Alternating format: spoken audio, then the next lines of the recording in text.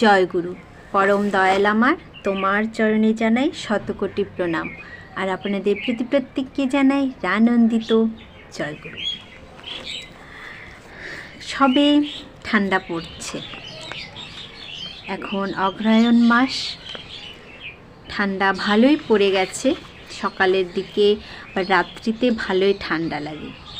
তো এই ঠান্ডা যেহেতু শুরু হয়ে গেছে, তো এই ঠান্ডা শুরুর সময় আমাদের কিন্তু শরীরটা খুব খারাপ হয়। ধরুন কারো খুসখুসে কাশি হয়, কারো দমকা কাশিও হতে পারে, আবার সর্দি লাগে, সর্দি জ্বর হয়। তো এমনই আমাদের শ্রী শ্রী ঠাকুরেরও কিন্তু এমন হয়েছে। তো শ্রী শ্রী ঠাকুর যখন তার কাশি হতো বা সর্দি জ্বর হতো, তিনি কি টোটকা, কি ওষুধ ব্যবহার করতেন, সেগুলোই আজকে আপনাদের সঙ্গে আলোচনা করব। এতে আমাদের, যদি আপনারা ভিডিওটি দেখেন যে কোন ওষুধ আমাদের শ্রী শ্রী ঠাকুর খেতেন, কি কি দিয়ে ওষুধ বানিয়ে খেতেন, তাহলে কিন্তু আমাদের সকলেরই ভালো হবে, আমাদের উপকার হবে।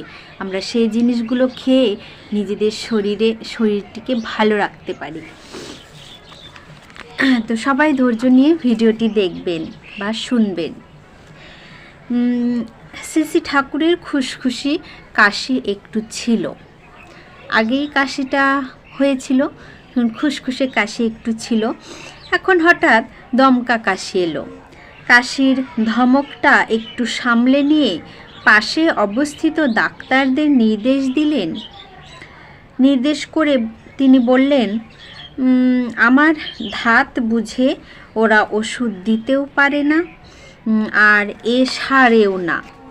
এরকম আমার হয়েছে তো কনফারেন্সের প্রথম দিন থেকে আজ 17 দিন, মানে শ্রী শ্রী ঠাকুর 17 দিন থেকে এই খুসখুসে কাশিতে ভুগছেন। এখন হঠাৎ করে দমকা কাশি হয়েছে, ভুগছি এতদিন থেকে। একটা কবিরাজি পাচন মতো দিলেও সেরে যেত। আচ্ছা, বামনহাটির কি অ্যাকশন আছে রে? পিপুল, বচ এইসব গুঁড়ো করে বামনহাটি দিয়ে মিশিয়ে একটা কিছু করে দিলেও বোধহয় সারত। শ্রী শ্রী ঠাকুর কিন্তু এগুলোই খেত।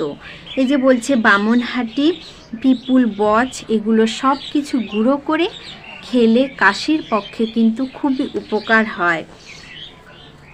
ঘন ঘন কাশি ও গলা খাকারির জন্য শ্রী শ্রী ঠাকুর আজকাল মুখে একরকম আমলকির লজেন্স রাখছেন।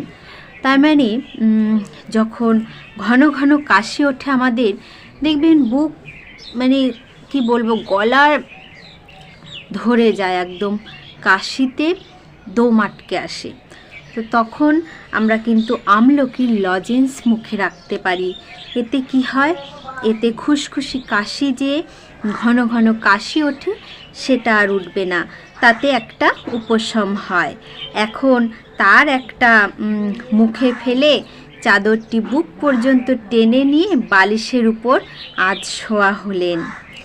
ননিমা এসে সেই ঐশী তনু ধীরে ধীরে ঝাঁকিয়ে দিতে লাগলেন। তাহলে বুঝতে পারলেন, খুসখুসি কাশি বা ঘন ঘন কাশি যখন কারো হবে, সে কিন্তু আমলকির লজেন্স মুখে রাখতে পারেন। আর এখানে বলল, শ্রী শ্রী ঠাকুর বলেছেন, পিপুল, বচ আর বামনহাটি গুঁড়ো করে মিশিয়ে খেলে কিন্তু কাশির পক্ষে খুবই উপকার হয়। এবার আসি যে ইতিমধ্যে বীরেন ভট্টাচার্যদা এসে কাছে দাঁড়িয়েছেন। কিছুদিন আগে শ্রী শ্রী ঠাকুর তাকে তুলসী, বাসক ইত্যাদি 5 রকমের গাছের পাতা নিয়ে সর্দি জ্বরের একটা ওষুধ তৈরি করতে বলেছেন।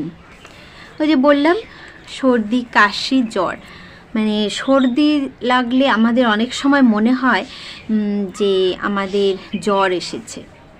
তো তখন কিন্তু তুলসী, বাসক ইত্যাদি 5 রকমের গাছের পাতা দিয়ে সর্দি জ্বরের একটা ওষুধ তৈরি করে নেওয়া যায়।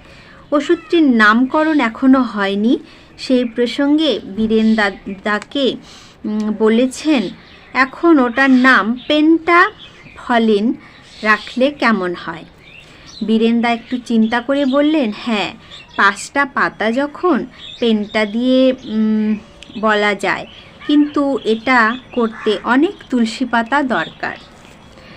ডেকলাল সামনে দাঁড়িয়ে আছে, তাকে দেখে দয়াল ঠাকুর বললেন, ওকে কোলে হয়। ডেকলাল বললেন, হ্যাঁ, এনে দেব। কত চাই? বীরেনদা বললেন, 1 মণ। ডেকলাল বললেন, অত হবে না। শ্রী ঠাকুর বললেন, যা পারিস এনে দে, আর এবার বাড়ি বাড়ি তুলসী বাগান করে দিস, যাতে দরকার হলে 5 মণ তুলসী পাতা যখন তখন জোগাড় করে ফেলতে পারিস।